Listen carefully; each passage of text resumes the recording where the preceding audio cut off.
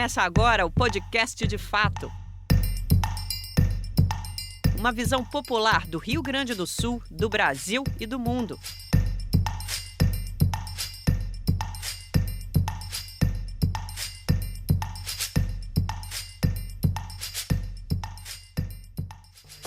Olá, estamos entrando no ar com o podcast De Fato, uma produção do Brasil de Fato Rio Grande do Sul com o Sindicato dos Bancários de Porto Alegre e região, gravado no Estúdio Hall, diretamente do Centro Histórico de Porto Alegre.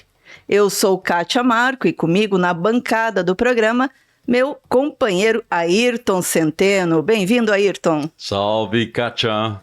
Salve. Ayrton, eu soube que tu andou viajando para ver uns espetáculos, é verdade? Sim, muito interessante. Mas espetáculo meio com tom familiar, assim, entende? Não, mas mais importante ainda, né? Era a mais neta. importante, uma neta, isso, olha. Campeonato Brasileiro de Patinação Artística. Que beleza.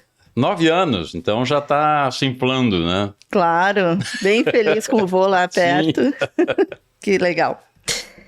Gente, estamos no mês de março e essa semana é a semana do Dia Internacional da Mulher, que é comemorado no dia 8. Nosso assunto e nossa convidada de hoje tem tudo a ver com as muitas lutas sintetizadas nesta data e com a inspiração que este dia motiva nas mulheres em todo o mundo. Jornalista, cientista política, ela é fundadora do coletivo Feminino Plural, integra o coletivo Querela Jornalistas Feministas e é uma das coordenadoras da campanha Levante Feminista contra o feminicídio, lesbocídio e transfemicídio. Isso é só um pouquinho do que ela é e o que ela já fez nessa vida. Muito bem-vinda, Télia Negrão. Muito obrigada, Kátia Centeno, pelo convite. E estamos aqui para fazer um breve debate aqui, né, sobre esse mês de março e os desafios que ele representa ainda, né, para as mulheres. Muito bem. Vai lá, Centeno, chuta a bola. Télia, vamos começar com uma coisa que eu acho a coisa de todas a mais grave relacionada com a questão da segurança da mulher, que é o feminicídio. Nós temos todos os dias, praticamente todos os dias, tens uma informação sobre um homem matando uma mulher, companheira, esposa, namorada, o que seja. Os números do Brasil são, assim, por demais assustadores, né? Sim. De outra maneira, a gente não tem informações tão precisas assim sobre o que acontecia há 50, 70, 80, 100 anos em relação a isso. Nós tendemos a achar que isso aí é novo, né? E é novo para ti? Ou é apenas agora nós temos mais exposição disso que seria histórico? Centeno, o feminicídio, né, que é assim o fim da linha, né, num processo de violência contra as mulheres ou de violação dos direitos humanos das mulheres, porque as mulheres sofrem violações em todos os lugares, em todos os momentos. Basta às vezes você ligar uma televisão, você ligar um rádio, você ver uma notícia de jornal, a forma como as mulheres são depreciadas, são discriminadas, são violadas simbolicamente, já mostram o quanto essa sociedade é violenta. Então estamos todos os dias expostas às violências. E o feminicídio, embora tenha ganhado nome legal no Brasil apenas em 2015, com a lei que é aprovada pelo Congresso Nacional e ainda com muitas resistências, porque a lei do feminicídio, por exemplo, não incorporou a ideia de que existe uma violência de gênero ali, que existe uma violência relacional construída social e culturalmente, né? Ela fala em razão de discriminação de gênero, né? Ou de discriminação por razão de sexo. e nas relações íntimas. Então, a ideia que se tem é de que essas violências acontecem só no âmbito doméstico e de que elas não ocorrem por um processo de discriminação de gênero, né? Agora, o feminicídio, mesmo tendo um nome novo, e é um nome novo também em termos mundiais, porque somente a partir da década de 2000 que o feminicídio é reconhecido como um crime específico de gênero, através de todas aquelas denúncias de crimes ocorridos no México, de crimes na cidade de Juárez, na Guatemala, Honduras, nos países da América Central, é que se promove um grande debate internacional sobre a necessidade de caracterizar esse crime. Eu tive o privilégio de participar, inclusive, dos debates da Guatemala e do México, por participar de redes internacionais de mulheres.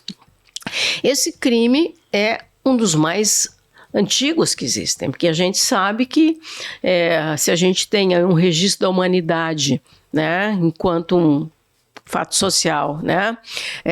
Em torno de 12 mil anos, nós sabemos que nessa trajetória, em que uma das formas que temos para explicar, inclusive, a desigualdade de gênero, né, é na constituição da família, da propriedade, do Estado, né, do velho Engels, explicando isso, né, nós podemos dizer, não, mas se construiu todo um campo mítico, um campo simbólico, né, mas esse é um dado histórico, né. Mas assim, a grande questão é que as mulheres, ao longo da história, se constituíram propriedades dos homens. Assim como a terra, né? Como fala o Engels, né? Exato. A terra, que era propriedade comunal, passou a ser, em determinado momento, a propriedade do chefe da família, do patriarca, né? Exatamente. Então, assim como a mulher e os filhos. Sim, qual era o conceito de família, né? O termo família vem de famulus, que quer dizer escravo. Então, o que pertencia ao homem? Né? Era aqueles que ele aprisionava nas guerras tribais e os seus bens, né? E ali entre os bens se encontravam os animais, os utensílios, né? As mulheres e seus filhos. Então existe uma base, né? Que o materialismo histórico nos coloca, né? Do surgimento dessa visão de propriedade. E se constituiu todo um campo simbólico e psíquico, né, cultural, de que os homens são, então, donos da vida das mulheres. Isso está muito ligado a essa questão do feminicídio, que os argentinos chamam de femicídio. E nosso feminicídio, sim, que é a questão da mulher ser encarada como propriedade. Como propriedade. Implicitamente. E junto com uma construção cultural do machismo, né, do masculino, de ser forte, de não poder ser rejeitado, de ser o dono da verdade, de ser o dono dos bens, de ser o chefe de família, de ser o chefe... Isso está lá no poder, o poder é masculino, basta ver qualquer foto de qualquer lugar, né, estão lá. Então, isso, cada vez que as mulheres resistem a esse domínio, elas são violadas e mortas, né?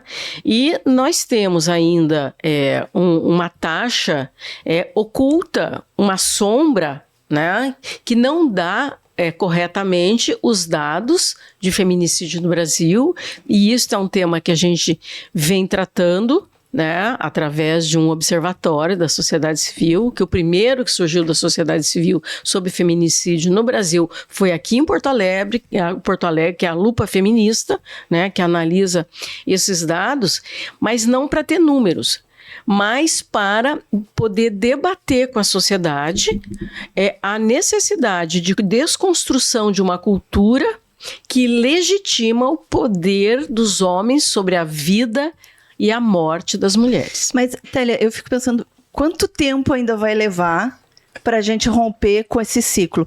Porque aí eu fico lembrando, né, de Alexandra Kollontai, de Clara Zetkin e tantas outras mulheres lá da Revolução Russa, né, que já tinham essa visão, né, da autonomia da mulher, da independência da mulher como um ser, né, que não é a costela do Adão. E tanto que já se avançou, né, a queima dos sutiãs, enfim, em 68, e quanto que a gente já avançou nessa visão, né, da mulher enquanto um ser único e não uma propriedade. E me parece que cada vez que a gente avança mais nisso, mais avança também o conservadorismo e essa visão do homem e mais nos matam. Sim, há uma disputa, né? Há uma disputa ideológica, política e cultural na sociedade. Nós acabamos de viver no Brasil um ciclo, né, de visões conservadoras e obscurantistas que estão aí disputando ainda na sociedade. A gente obteve uma derrota desse projeto do ponto de vista eleitoral, mas esse projeto de sociedade ainda disputa, conta com a parceria de setores da religião, conta com a parceria de setores do capital, porque o capital só se mantém com base na violência e, nesse sentido, os homens acabam se constituindo como um mecanismo de controle das mulheres para que elas também não integrem os processos de transformação da sociedade, né? Uma mulher que é submetida todos os dias, né, a um tratamento degradante, né, humilhante, de retirada da sua capacidade de pensar, de agir, que visa o seu silenciamento. E vamos ver, eu estou falando isso, eu não estou falando só da mulher que está dentro de casa, eu estou falando das mulheres que estão atuando lá no Congresso Nacional, no Senado, nos tribunais, entendeu? E que são maltratadas para que silenciem, recuem e desistam. Então, é uma luta, hoje de vida ou morte do ponto de vista de ser cidadã, de participar e de viver, né? Então, Centeno, são 4 por dia, pelo menos, tá? No Brasil, que são assassinadas. Com requintes de crueldade, né, Télia? Requintes de crueldade, gravíssimos. Semana passada, um homem não só matou a mulher, né, com quem ele vivia 20 anos, ele teve um ápice do seu empoderamento misógino, né? E ele rasga o peito dela, arranca o coração, né? E quando ele é preso, ele está com o coração dela na mão. Então, assim, isto tem um simbolismo muito forte, né? Eu faço um monitoramento. Seu coração é meu, é isso que ele está dizendo. Exatamente. Você não quer, mas o seu coração é meu. Teve outro aqui no Rio Grande do Sul que parafusou o cérebro da mulher. Né? Depois de uma sessão de tortura, ele vai lá e parafusou. É uma punição ao cérebro, à independência, à autonomia. O outro matou, desparcerou o corpo e depois concretou. Né? O outro fez a mesma coisa e congelou num freezer. O outro arranca os seios. O outro destrói a vagina. Então, é um grau de uso cada vez mais intenso de medidas atrozes, né? E os corpos que são abandonados. Né? Esse, inclusive, é um dos questionamentos que hoje nós temos feito e estamos acionando o Ministério Público do Rio Grande do Sul, né? No dia 7 de fevereiro, né? 7 de fevereiro, nós ingressamos no Ministério Público do Rio Grande do Sul ajuizamos uma representação contra o governo do Estado para que explicite os critérios de análise das mortes violentas de mulheres com características de feminicídio aqui no Rio Grande do Sul, porque são corpos encontrados nas ruas, nos matagais, nos valões, né, com altas mutilações, né, e quando existe uma dúvida de o que é que ele estaria fazendo, ou ela fazia parte de uma gangue, né? E daí não é feminicídio, porque não se reconhece feminicídio que não seja íntimo, né? Não se explica mais, mas por que então que uma mulher que estava atuando no tráfico, ao ser morta, não levou um tiro? Além do tiro, ela teve os seios cortados, ela teve a vagina mutilada, né? Por que então esse desprezo pela condição de mulher dela? Ela não estava no lugar que deveria estar. Basicamente esse é o recado, Ela estava no lugar que deveria estar e ela morreu porque estava no crime, né? E não, ela, além de poder até estar no crime, ela teve uma morte específica. A morte dela incluiu a destruição das suas características de mulher. Mas isso de, ela estava no crime, mas não é só para quem está no crime, né? Sempre vem a pergunta, tá, mas o que ela fez para ele fazer isso?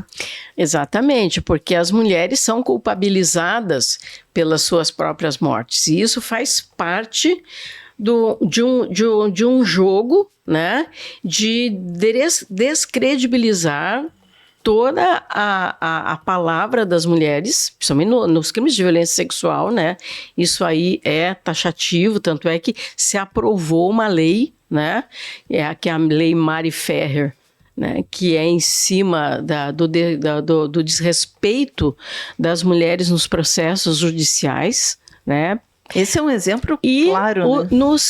Os julgamentos de feminicídio são, assim, o verdadeiro enxovalhamento das mulheres, porque toda a moral, que também é sob controle, né, do cânone masculino, né, a moral, a vida pregressa, os amores, a forma como ela transava, a roupa que ela usava, as palavras, as fotos nas redes sociais são buscadas lá nas redes sociais, as fotos dela e para publicação nas páginas de jornais, e em que ela aparece fazendo um biquinho, em que ela... E daí, então, é o questionamento, né, da postura dela como mulher. Então, a gente vive num sistema, né, que está moldado para que as mulheres sejam obedientes, para que elas obedeçam a certos papéis, que elas estejam em determinados lugares, né? E se elas realizam alguma coisa que está fora do esquema, elas estão sujeitas à morte. E se essa mulher, além disso, né, for uma mulher que esteja numa situação de maior vulnerabilidade, se ela é uma mulher negra ou indígena, se ela é uma mulher trans, portanto, ela tem atributos, né, femininos, ou se ela é uma mulher lésbica e está fora do padrão sexual, né, que se estabelece para ela, além dos estupros corretivos que nós sabemos que são feitos, essas mulheres estão condenadas também a morrer. Ou seja, como diz a Márcia Tiburi, as mulheres são corpos matáveis. E a gente, para mudar essa cultura, né, nós precisamos, né, não só de polícia, de prisões, de perseguições depois que mata, né? Isso tudo é importante, tá? Nós não podemos passar a mão e dar a impunidade aos criminosos, mas não se trata do punitivismo. Nós temos que reeducar essa sociedade para o respeito às mulheres, para a igualdade, né? E para uma nova ideia, né, de que os nossos corpos não pertencem nem aos nossos patrões, nem aos homens, né, nem a ninguém. Télia, uma expressão que a gente tem usado bastante, o ministro Silvio Almeida usa com muita frequência, é o racismo estrutural. Por tudo que você está dizendo, é óbvio que a gente sofre também de machismo estrutural. Não te parece? Sim, eu acredito que o machismo, a desigualdade de gênero, né, e o machismo e a misoginia, né, que é o ódio às mulheres, constituem num eixo estruturante, né, da sociedade. Assim, da mesma forma que a gente fala de classe, né, como um elemento que estrutura relações, nós falamos do racismo, que também estrutura relações. Estamos falando, então, também, né, do machismo, né, que pode ganhar os mais diversos nomes, de sexismo, né, mas é um dos elementos que estruturam as relações. E é interessante, assim, essa ideia, né, do machismo como algo que estrutura a nossa sociedade, daí a gente também pode chamar de patriarcalismo, né, ou de relações patriarcais, né, há quase 40 anos atrás, né, um pensador e uma pensadora brasileiras fizeram essa análise, né, o José Murilo de Carvalho, né? Que nem era visto como um homem da esquerda, mas um grande pensador, né? Ele escreve uma obra chamada Fundamentos da Sociedade Brasileira, em que ele coloca a questão do patrimonialismo, né? Ele coloca a questão do patrimonialismo relacionado com o capitalismo, né? O escravismo relacionado com toda o processo de exploração de parcelas imensas da sociedade com base na exclusão, e o patriarcalismo como um elemento que vem controlar uma parcela da sociedade. Em seguida, né, a outra socióloga, daí a Eliette Saffioti, que a gente considera que é a fundadora dos estudos feministas do Brasil, era uma mulher também de todo um campo marxista de pensamento, e ela vai incorporando elementos das novas formas de pensar as relações na sociedade, e ela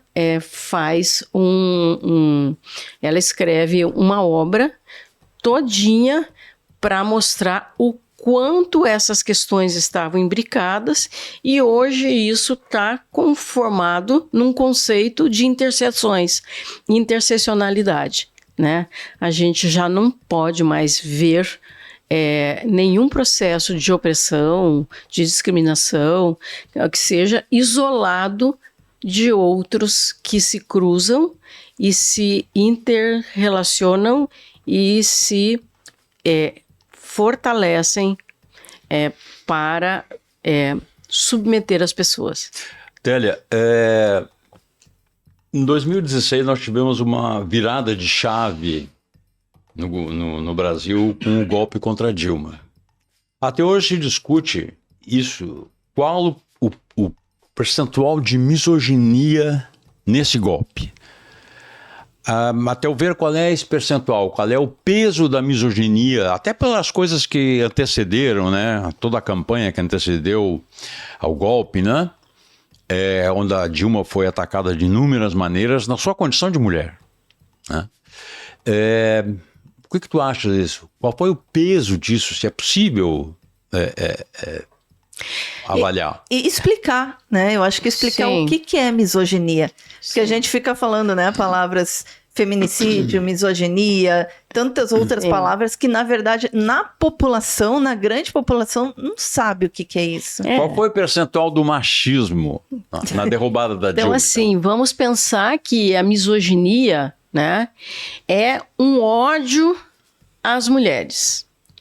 Que existe toda uma discussão no campo freudiano, né, de como nasce esse ódio às mulheres, né, dentro da ideia de que os homens são acometidos, né, de uma construção narcisista. É o ódio da mãe, né? Do ódio da mãe, né? De tudo isso, e que isso justificaria, então, poderia ser uma explicação. Tá? Bem, eu não sou psicanalista, né? Acompanho os estudos de psicanálise que várias feministas têm feito para explicar isso.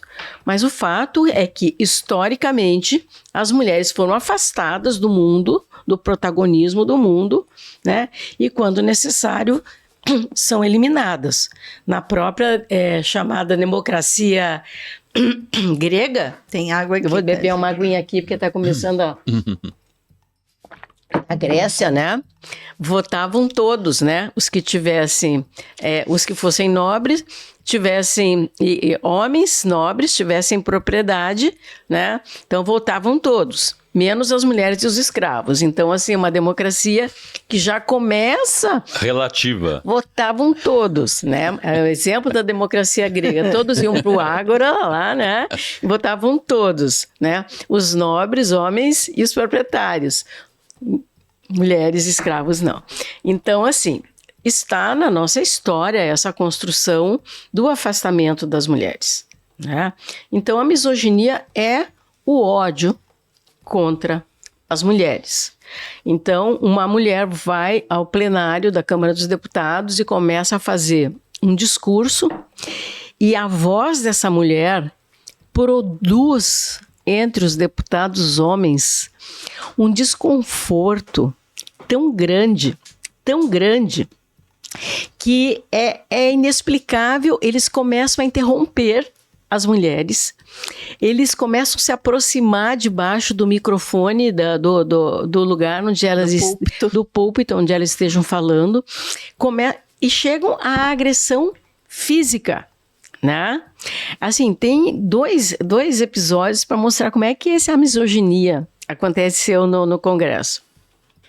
Uma vez, a deputada Maria do Rosário acabou de descer do púlpito, disseram para ela que ela tinha que mudar a forma de falar dela, que ela falava muito gaúcha, e que o modo de gaúcho de falar era o que produzia esse mal-estar, né?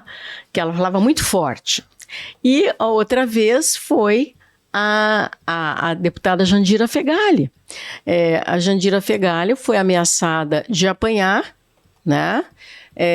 E o homem que a ameaça de apanhar disse que se ela agia como homem, ela merecia apanhar como homem. Gente. Então, por aí a gente vê como a presença das mulheres nos lugares é extremamente incomodativa, né?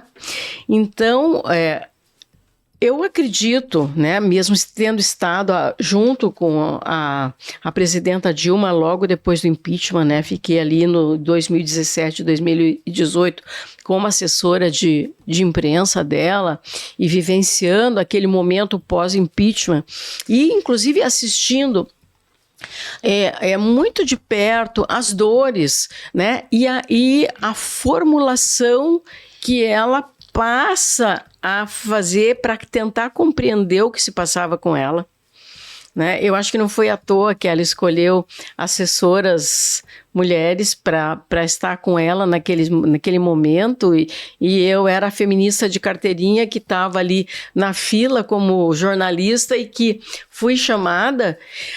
Eu acho que isso foi assim, nós tivemos que compreender, caminhando, o quanto de misoginia havia.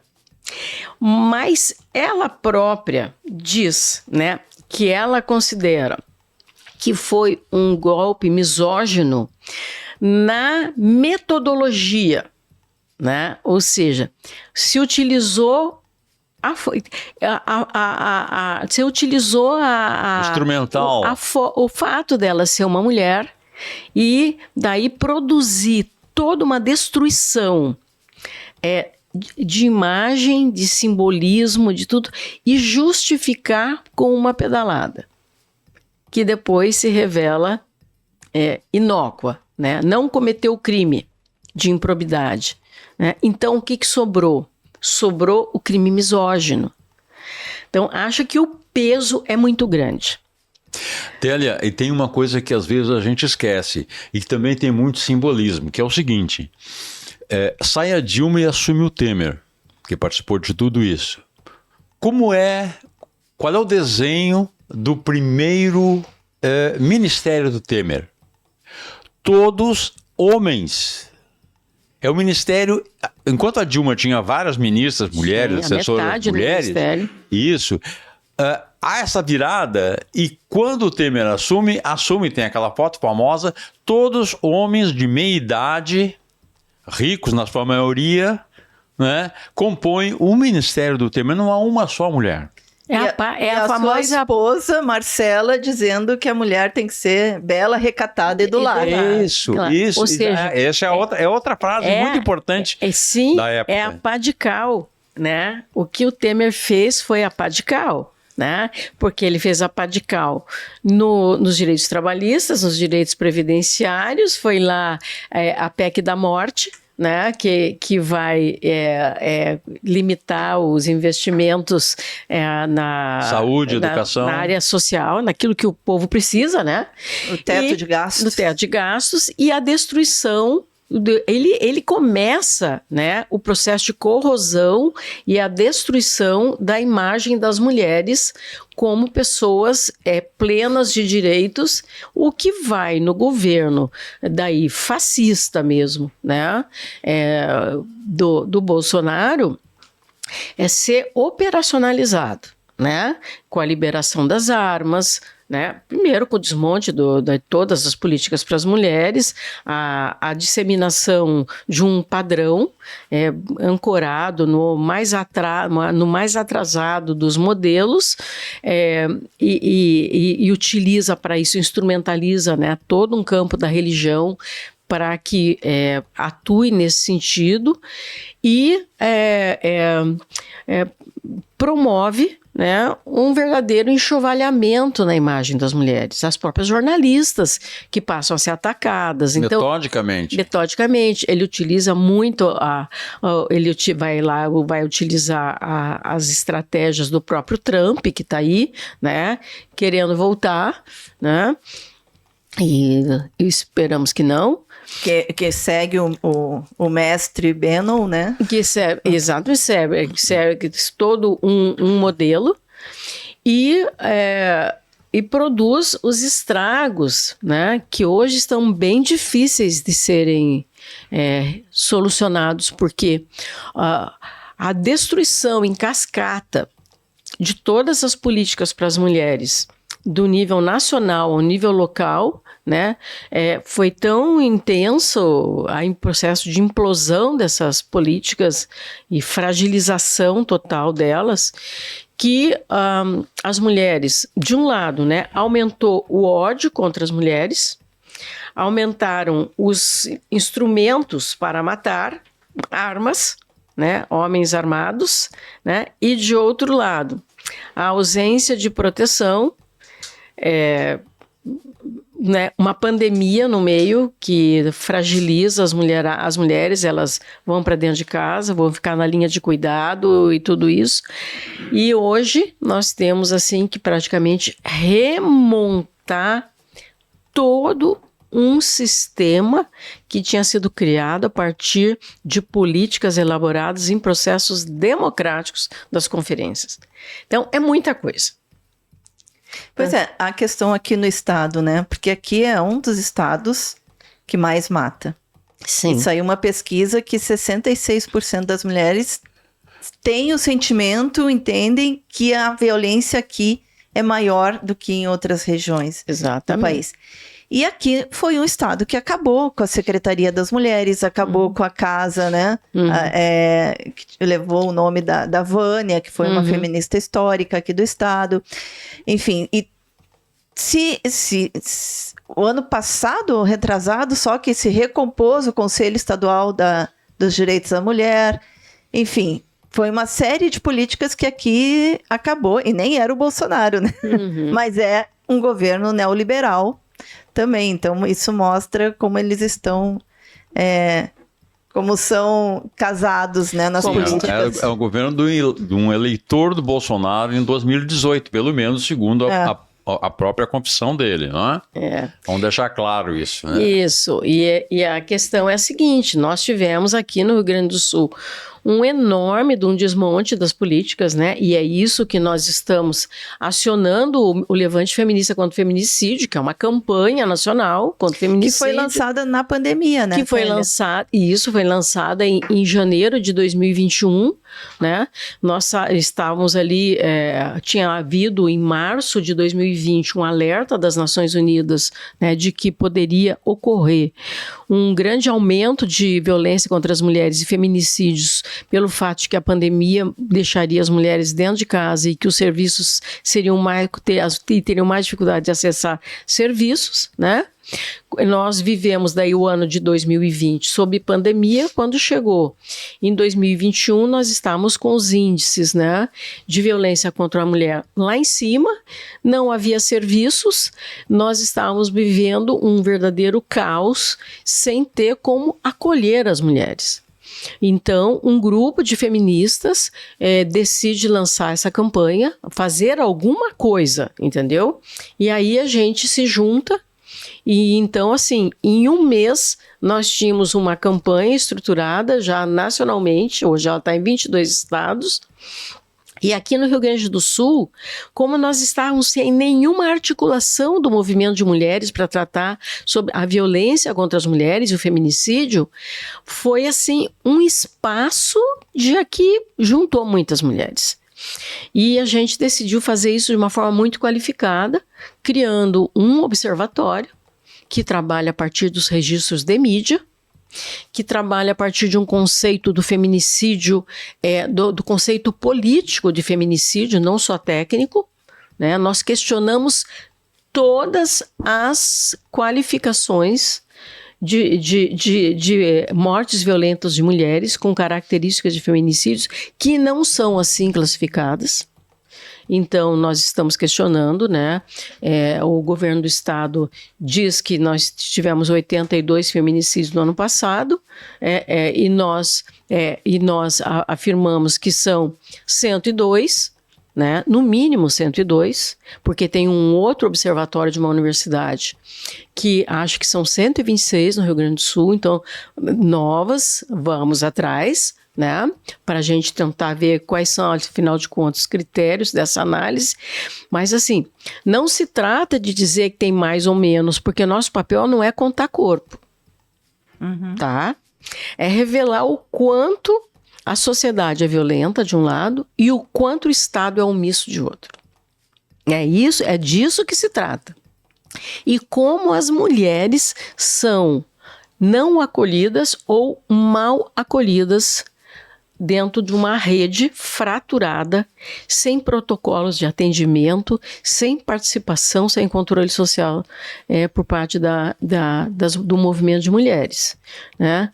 Então, esse é um momento de muita denúncia, né? A gente está afirmando que não são números, são vidas ceifadas pelo machismo e pela omissão do Estado, né, na defesa da vida das mulheres, e que nós não nos calaremos.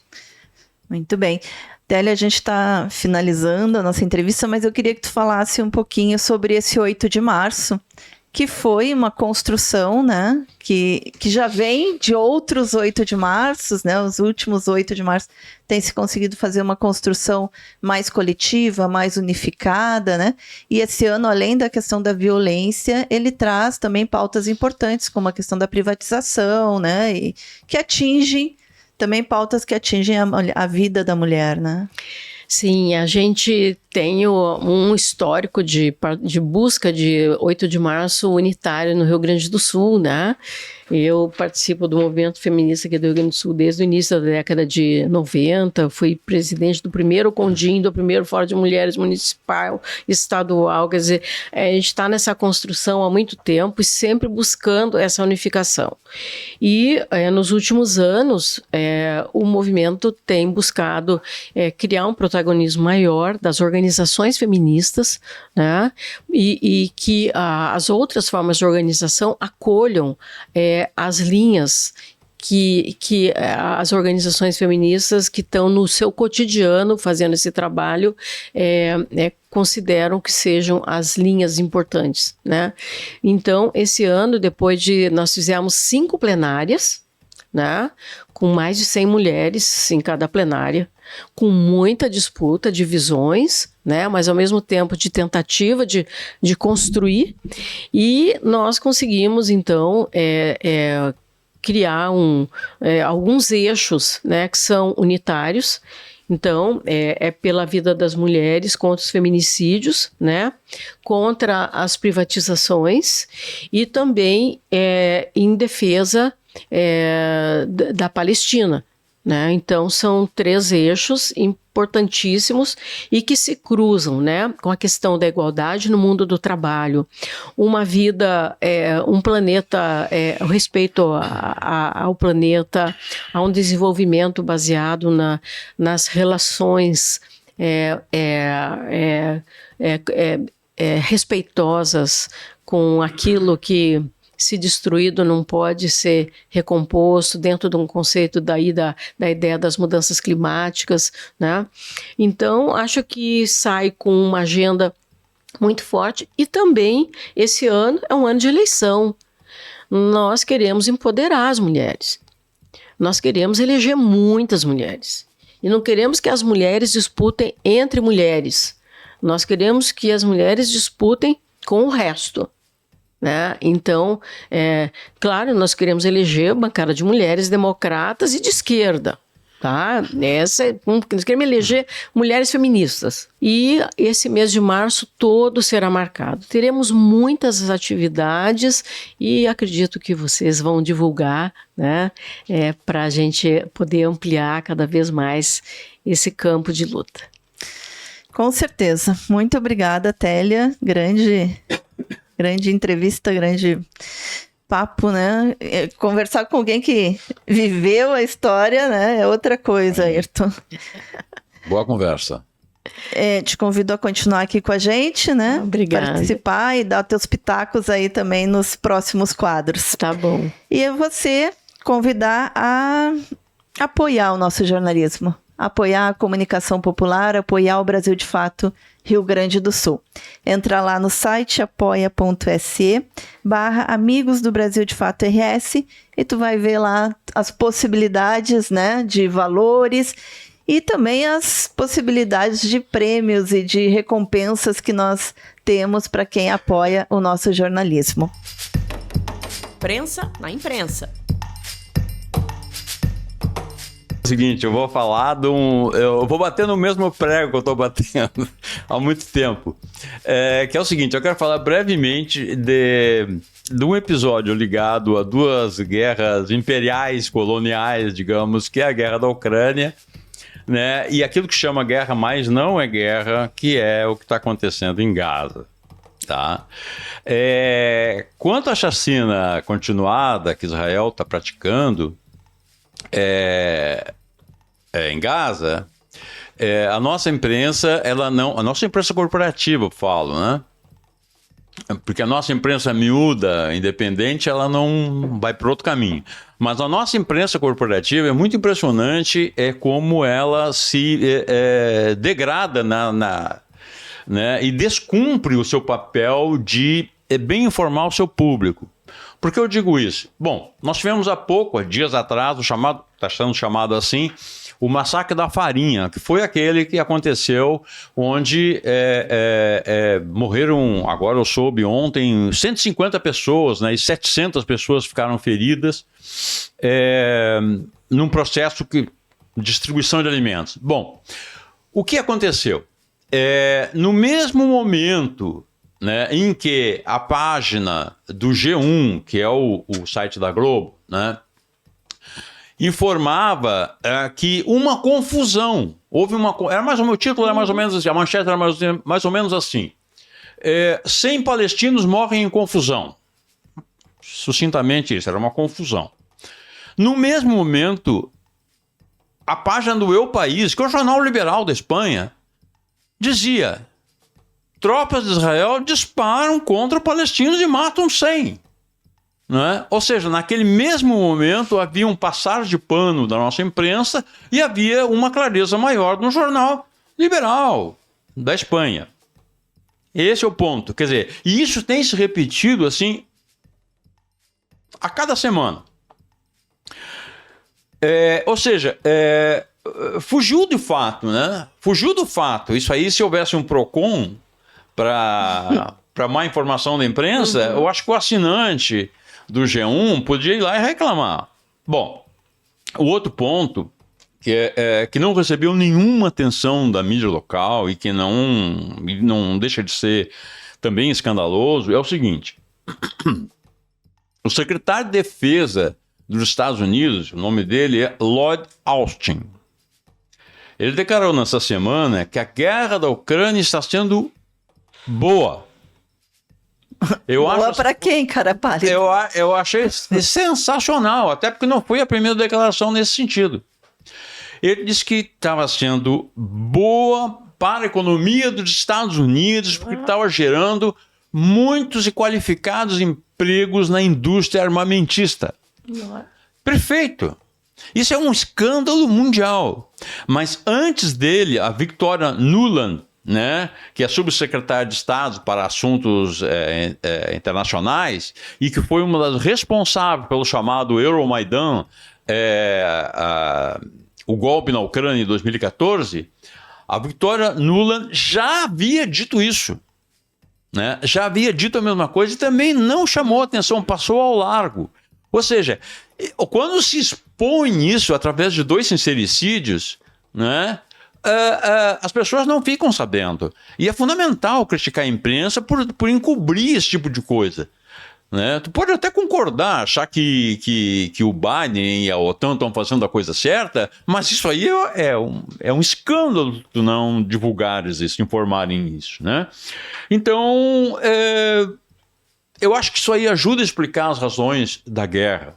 Né? E por isso é fundamental, ou seja, criou-se uma lacuna, mais uma, na informação dos nossos consumidores de mídia no Brasil.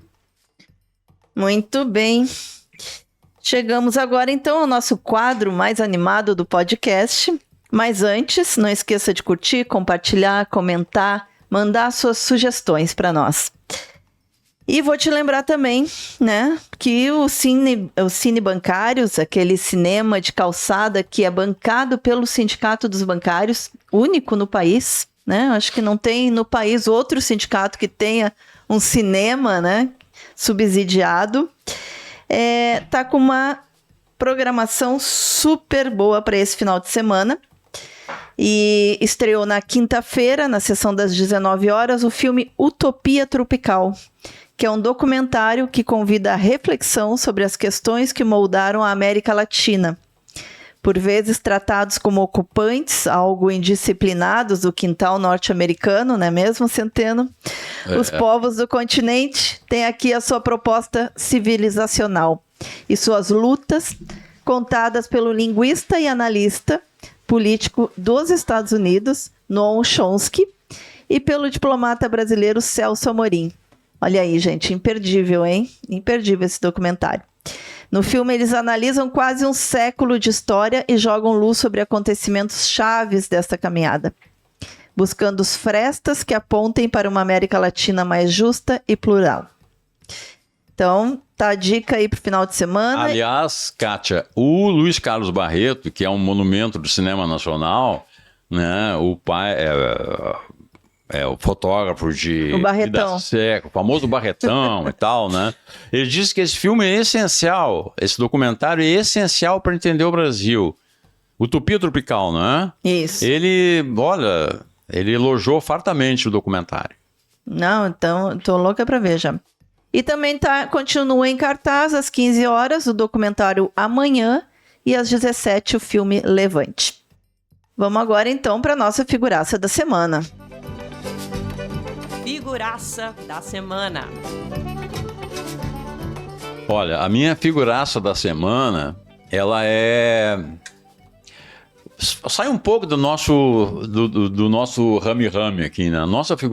A minha figuraça da semana, ela é o norte-americana, e é uma figura internacional. Eu estou falando da Susan Sarandon. A Susan Sarandon, ela é uma das raríssimas vozes do cinemão, né, hollywoodiano, a criticar energicamente a chacina de Gaza, o genocídio, né? E isso tem um custo imenso para quem faz isso dentro dos Estados Unidos, né? Onde nós sabemos que o lobby sionista é fortíssimo, né? Então ela fez isso, ela pediu fim do ódio, fim do colonialismo, fim da matança, cessar fogo imediato em Gaza, né? Então, por isso eu estou votando na Susan Sarandon, que além do mais é uma excelente atriz. Excelente atriz. Não, e não é a primeira vez, né, que ela se Sim, ela tem uma militância. Ela e o marido dela, não sei se atual ou ex, Tim Robbins, eram do pessoal de Hollywood com bastante militância política. Né? Sim. Eu quero trazer... É um bom nome. Tá no páreo. Tá bom. Né? Pode ser até que eu desista da minha para votar na tua. Télia, aqui eu perco sempre. Mentira dele, Télia. Ah, é? Eu perco sempre. É o vitimismo, Só sabe, quando- do homem. Só quando eu puxo o saco dele. Mas vai ter uma votação Vai ter depois? uma votação. É que nós geralmente somos 4, né? Tem um entrevistado e tem mais o Dom Real do Pereira dos Santos, que fala sobre economia e também vota. Né? Então mas eu perco sempre. E tu pode indicar a tua também, Tu se tu pode tiver votar alguém. também. Eu quero indicar uma. Então. Então tá, já te passo aí. Mas eu quero trazer aqui uma referência histórica, Ayrton e Télia, que tem a ver com a criação do 8 de março. Né? O 8 de março é o Dia Internacional da Mulher. Não é aquele dia para a gente comprar bombom, ganhar flores. Isso foi o capitalismo que se apropriou da data, como ele faz com todas as datas, né? Para vender e as pessoas consumirem.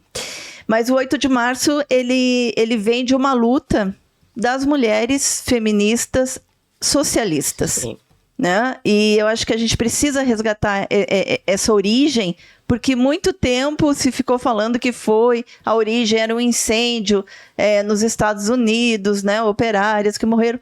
Também teve esse fato, mas antes desse fato já havia uma luta, né, dessas feministas, e entre elas a marxista alemã Clara Zetkin, né, que durante a segunda Conferência Internacional das Mulheres em Copenhague, na Dinamarca, ela propôs que as trabalhadoras de todos os países organizassem um Dia Especial das Mulheres, cujo primeiro objetivo seria promover o direito ao voto feminino.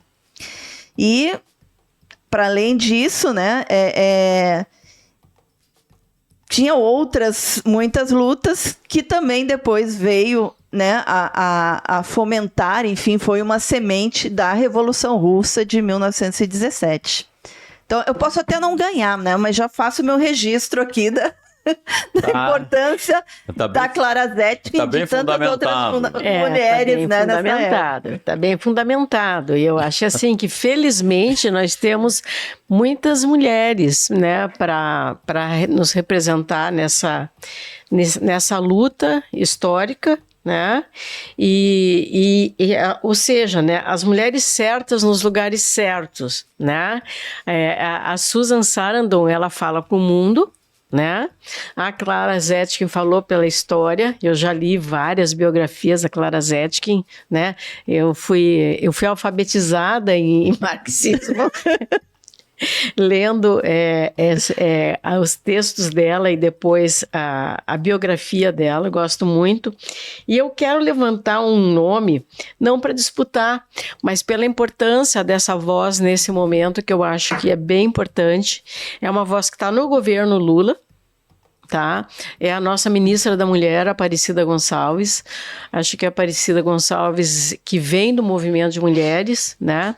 Ela tem um papel muito importante hoje na articulação de todo um campo de políticas para as mulheres e a transversalidade de gênero, né, em todas as políticas. Então, assim, eu estou buscando, assim, dentro da própria conjuntura política, a necessidade de afirmação de um nome. Mas eu não vou botar nessa disputa, porque eu acho assim, que a Clara Zetkin, ela é imbatível do ponto de vista histórico, né? Não é possível ser feminista de esquerda e não ter como referência essa figura maravilhosa da Clara Zetkin, e sem figuras como Susan Sarandon, que falam o mundo, né? E que quebram um monte de coisa. Que bom que a gente pode votar de olhos fechados, né? Ao contrário dos americanos, que vão ter que votar no Biden ou no Trump, né? Exatamente. Biden, Trump ou cortar os pulsos. Acho que cortar o pulso seria... Olha, eu acho que nós estamos num impasse aqui, mas eu acho que eu vou fechar com a Clara Zetkin. Sim. Já que tu fechas também, então nós ficamos todos contentes aqui com... E a Clara Zetkin, de alguma maneira, representa as outras duas, né? Com Porque ela certeza. veio antes, Exatamente. né? Abriu as portas, Sim, né? E a Clara Zetkin, ela fala da questão da política, mas da questão do trabalho, né? Muito forte, né? E eu acho que daí a gente junta, né? Com aqueles momentos míticos, né? O 8 de março das operárias de Nova York é quase como um mito fundador, né? Então, lá na Bíblia tem o Adão e Eva, lá é o paraíso, né? E no movimento feminista a gente tem um mito fundador importante, que é a das operárias de Nova York. E que é reconhecido por Clara Zetkin, né? Então, ele é reconhecido pela Clara Zetkin. E traz junto a questão da exploração no mundo do trabalho. E a explicação de que o trabalho das mulheres, né, serve duplamente ao capitalismo, né, pela extração da mais-valia direta e da mais-valia indireta, que é a do trabalho reprodutivo. Então, também ela indica a questão do trabalho reprodutivo e do trabalho produtivo e do trabalho reprodutivo, né, que as mulheres acumulam e que alimentam esse sistema desigual, né, que não viveria se não tivesse também, se não precisasse acionar o machismo, né? Então tá aí, gente, tá mais do que explicado, né? E a nossa figuraça da semana, então, é a figura histórica de Clara Zetkin. Ficamos por aqui. Mais uma vez, te lembrar para apoiar o Brasil de Fato, apoiar o nosso jornalismo, apoiar o jornalismo que fala aquilo que a grande imprensa não fala. Entra lá em apoia.se/Amigos do Brasil de Fato RS e contribua com 30, 50, 100 reais, enfim, com o que você puder. Ficamos lembrando também que quem tiver um recadinho para a gente, tiver uma crítica, uma sugestão de pauta, entre em contato com a nossa redação no e-mail redacalrs@bdfestados.com.br ou pelas nossas redes sociais, no Instagram, Twitter. E a gente termina por aqui. Até a semana que vem com mais entrevistas, análises, pitacos diversos. Até mais, meu povo. Você ouviu o podcast de Fato, uma produção do Brasil de Fato, Rio Grande do Sul.